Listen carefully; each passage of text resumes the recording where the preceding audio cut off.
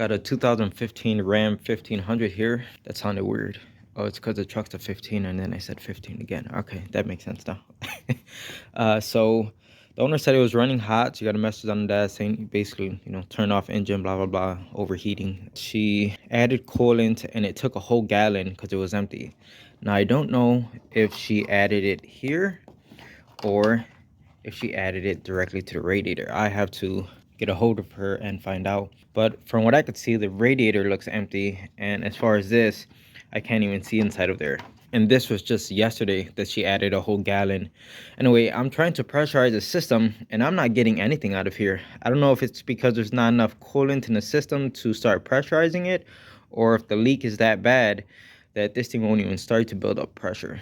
So I'm not going to waste any coolant on this thing if the leak is that bad, and obviously something's going on here, right? I know it's cold outside, but what I'm going to do is put water in the system just so we can pressure test it, and then I'll try to remove any of the water I can by draining the radiator. Okay, so the system is filled with water and this thing just has a significant leak. As I try to pump this up, I could barely build up pressure. I probably get to like maybe 7 psi and then it quickly drops. So let me show you guys. I'm gonna go ahead and pump this up. This time I struggled to even get up to 5 psi and I could hear hissing. If we come underneath the truck, pretty good leak right there. That has to be it. So let's see what's going on over here. By the way, the hood struts are blown out on this thing, so I'm using my hood prop.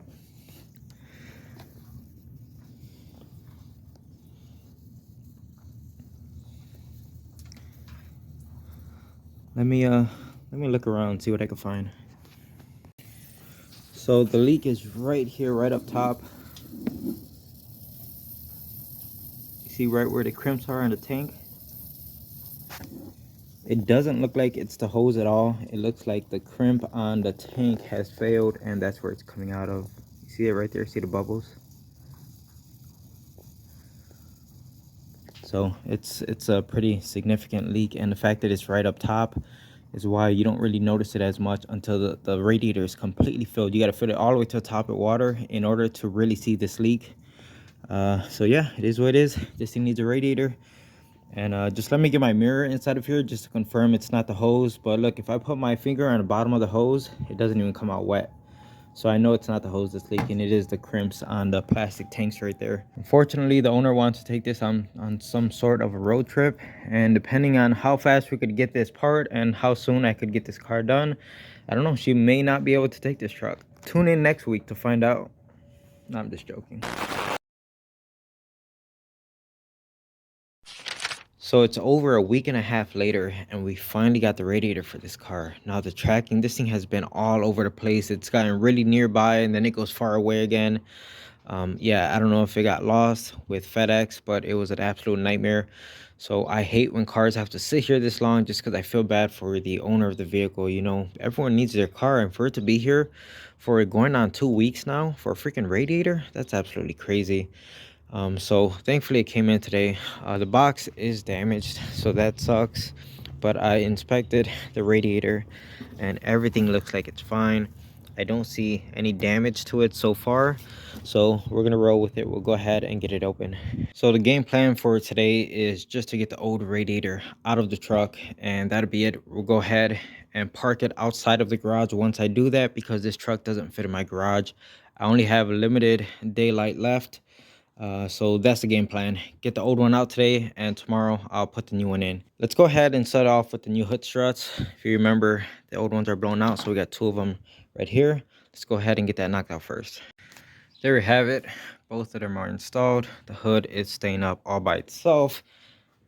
Magic. Now let's get started on this radiator. Now the last time I was here, I completely drained the radiator, so there shouldn't be too much coolant inside of here. So I'm just gonna start digging into it. So that's it. As you can see, I got the old radiator out of the truck, and it was a little bit more difficult than what it looks like at first glance. Mainly because of that one leg right there on the condenser, this thing that's moving back and forth. So basically the condenser bolts to the radiator using brackets like these right here. So on 3 corners, it uses brackets, except for that one lower corner, because that bracket is welded to the condenser, so they kind of have to swoop in. It just so that one bracket down there being welded is what turned this into a pain in the butt. But honestly guys, it wasn't that bad. I've dealt with way worse radiators, and this one wasn't that bad at all. It was just a little bit of a annoyance having to deal with that one bracket that's welded on, because it has to slide into this little pocket right here. So that's the whole point of that. I'm pretty sure when they assemble the car on the assembly line, the condenser and radiator are packaged as one unit. It makes it easy for them, and that's why that one piece is like that. Anyway, I did what I wanted to do, got the radiator out. So what I'm going to do is I'll close the hood. Let's go ahead, back this thing out the garage, and I'm gonna wrap this job up tomorrow. It's absolutely crazy the amount of space that this truck has with this smaller engine in it. You could put a whole K series right here.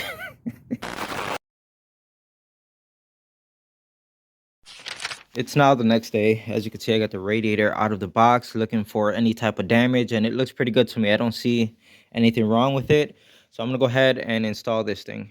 So the new radiator is installed and everything is pretty much buttoned up 100%. Got the fan on, the fan's plugged in, both of the hoses on, the clamps are on, and the condenser is fully mounted to the radiator. Now this thing it went on much easier than the way it came off, and that's mainly because I knew where all the bolts are, the little hidden ones that are kind of hard to find and get your hand in tight places. But let me tell you one thing, when it comes down to work like this, even though it has 57 bolts holding it down, don't think you could put 56 on it and it'd be fine. If it came off at 57 bolts, take the time, make sure you put all of them back. Even if it's a pain in the butt, where you could barely get your fingers in somewhere and you can only turn a bolt just a millimeter at a time, just go ahead and get it done. That's the way it's supposed to be. So this thing's all buttoned up. You can see I got my no spill funnel attached right there. So let's go ahead and start filling it up with brand new coolant. And once it gets topped off, we'll put the pressure tester on it again just to make sure everything's okay. As you can see, I got the pressure tester on the truck, and it is holding PSI fantastic. It's been over 5 minutes and it's looking great. Not a single drip coming off of this thing. But it's not without its problems. Okay, when I first did this test, after a minute or two, we had very slow bleed off. It wasn't significant, but it's enough that over months I could see this, losing a good amount of coolant and the customer having an issue. So I started tracking down, where is this small leak? And then after spraying some water around, some soapy water, I found a hiss coming right here from this edge of the radiator hose. So it's why I removed the factory clamp and I moved it back here and I put a different clamp right here.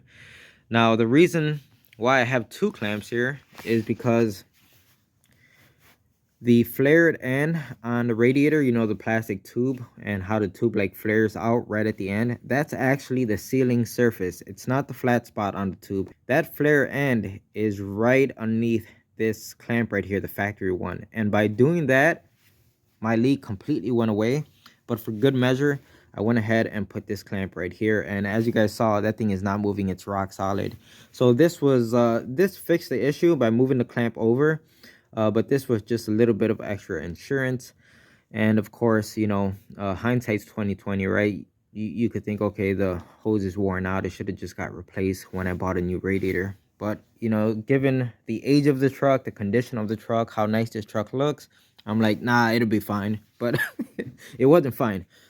So I'll let the owner know about this, and she's got two options. She could bring it back later in the future and we put a new hose on it, or she could just leave this because this is sealing 100%. I know it's not pretty, but it is working. Me personally, I would rather just change the hose and only use the factory clamp right where it belongs back here. But you know how it is.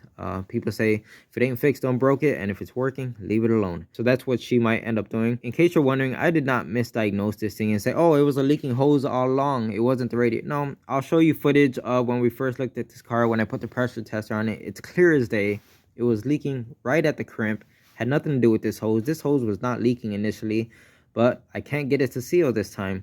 And that's kind of what happens when you got an old rubber piece and you finally break that bond when you move the clamp. Sometimes it doesn't want to seal a second time around, and that's just the reality of things. Anyway, this time around, it's solid. Look at that, guys. it's solid, it's done. So let me go ahead, finish topping off the cooling system, because at the moment I have about 1.5 gallons of coolant in it. So I'm going to continue to top it off and bleed out the system, and we'll take it out for a test drive, get the engine nice and hot, and make sure there's no issues. And that'll be it for this one, and the owner could finally get her truck back after almost 2 weeks. I just took out this Ram for a test drive. Everything's good, no overheating. We got nice hot air blowing out the vents. It might be a few hours before the owner comes to pick it up, so what I'll do is right before they get here, I'll take the radiator cap off again and see if the level has dropped a little bit, because like I said, sometimes if you let a cooling system sit, it'll drop a little bit, and then I could completely top it off, and that'll be it.